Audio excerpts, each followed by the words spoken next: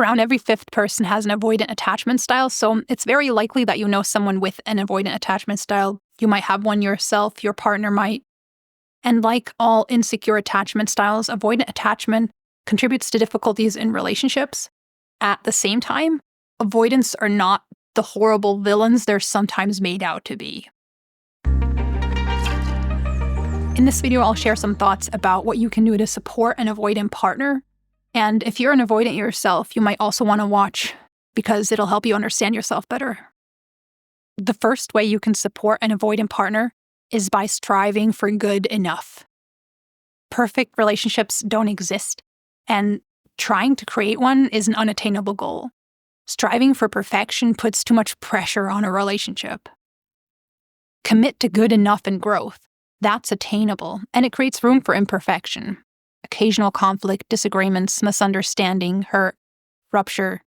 These are natural occurrences, and rather than despair over them, you can learn how to navigate conflict and repair relationship ruptures. Some people aim for perfection to feel safe and like they can trust their partner, and they blame their partner for imperfection and with that, for their own attachment insecurities. It's a dysfunctional coping strategy. Learn to feel safe in an imperfect, good enough relationship. And with that, I don't mean settling. I mean that you don't need a perfect partner or relationship to experience connection, trust, safety, and fulfillment in a relationship. Is there a stronger way to love each other than to love one another with your imperfections and humanity? Number 2, support their and your need for autonomy. Autonomy is really important to an avoidant. In general, it's something we all need. It's especially important to avoidants, though, because they learn to equate autonomy with worth, success, strength, and joy. What this means specifically is acknowledging that alone time, individuality, and differences are part of authentically emotionally close relationships. It's okay to spend evenings doing separate things. It's okay to be different. It's okay to have some different friends, to have different opinions, likes and dislikes. Of course, some compatibility needs to be there, but you don't have to be exactly alike. You don't have to force yourself or your avoidant to become so similar that all differences are dissolved. Make sure to signal to your avoidant that you respect them as an individual with their own freedom of choice. Let them know and experience that your relationship isn't a threat to their autonomy, that autonomy and connection can coexist. Number 3, help them feel successful.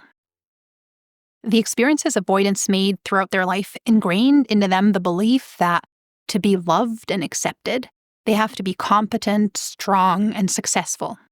They associate mistakes and failure with rejection and shame.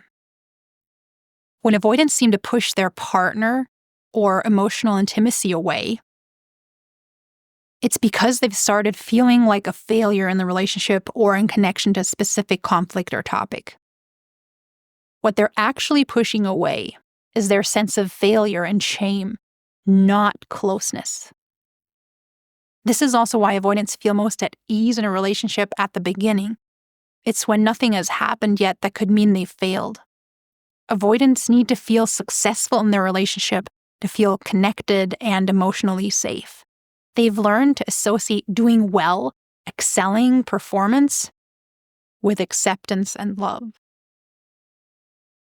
Of course, this is something an avoidant can learn to question and build healthier beliefs around connection. At the same time, you can contribute to them feeling successful and safe in the relationship by the way you voice concerns and give feedback. Avoid generalized criticism like, I can never rely on you. Stay with the one situation you're upset about and also let them know why on the level of the attachment, meaning like, remember how we talked about what we needed to get done to prepare for your sister's visit and you said you'd go grocery shopping after work? And now you're back without the grocery bags, which makes me worried that you didn't go. And now I feel like I'm all alone with preparing for her visit. Let the avoidant know whenever they've succeeded at connecting with you and strengthening your relationship. Often because avoidants tend to deny issues, their partners start feeling compelled to remind them and make them aware of issues. And then the couple falls into this unhealthy dynamic of one person denying the other person criticizing. So focus on also positive feedback, gratitude, and appreciation. And at best, let it be at least 80% of your interactions. Tell them what felt good about interactions that felt good. Like, thank you for listening without trying to immediately fix it. I feel so close to you now. Repeat and rely on things that go well. Thank them for opening up to you, even if it wasn't perfect. Thanks for sharing how you feel. It makes me happy when we can trust each other with all of our feelings, not just the easy and fun ones. Validate their experience. I understand it's difficult for you to talk about this because in the past, we always ended up hurting each other when it came to this topic.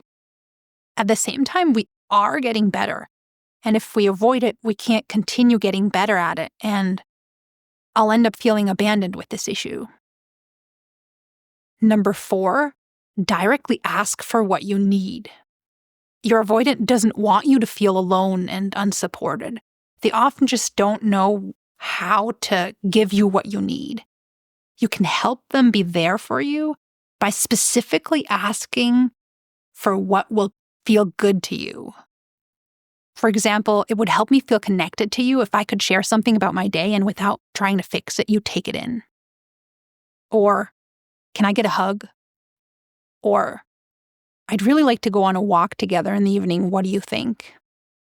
Or, while we're apart this week, it would feel really good to me if we could stay in contact with calls and messages to share what we've experienced. Or, what's going on? From your body language, it seems like something's making you tense.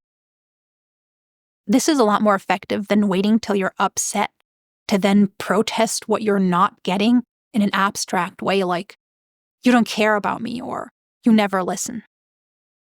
Directly asking for what you need is clear communication, while protesting, criticizing, blaming, or getting silent reinforces the avoidant behaviors in your partner because that makes them feel like a failure, which means they will retreat even more to regulate that pain. Sometimes people worry that loving exchange isn't as genuine if it's not 100% spontaneous and each partner didn't come up with their contribution on their own, on the spot. It's a belief like, if my partner really loved me, they would know what I need. If they really cared about me, they would know how to be present emotionally. Me having to ask for it means that they don't love me. This is not true. We're all so different, and sometimes it's impossible to know the needs of another person. Also, avoidants grew up in families that didn't discuss emotions or how to take care of them. They aren't that good at noticing emotions, talking about them, caring for them, what to speak of others, even in themselves. And this is a lack of skill, not a lack of love. Give them a chance to get it right by asking for what you need before you're upset. Number 5, work on your own attachment insecurities. Most of the time, in difficult relationship situations, insecurities from both partners contribute to the hurtful dynamic. A great way you can support your avoidant is by becoming more aware of and working on your part in that dynamic. This can mean whenever things get tough, asking yourself, how much are they being avoidant right now?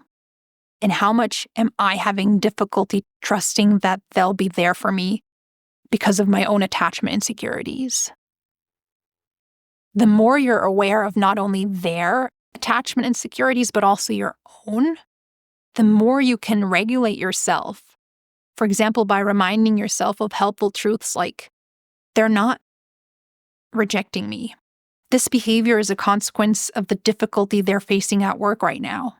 Or they aren't trying to hurt me by stonewalling. This is, so far, the only way they've learned to regulate themselves and react to conflict. If you'd like to learn more about attachment styles and building a secure relationship, I recommend this book, Secure Love by Julie Manano.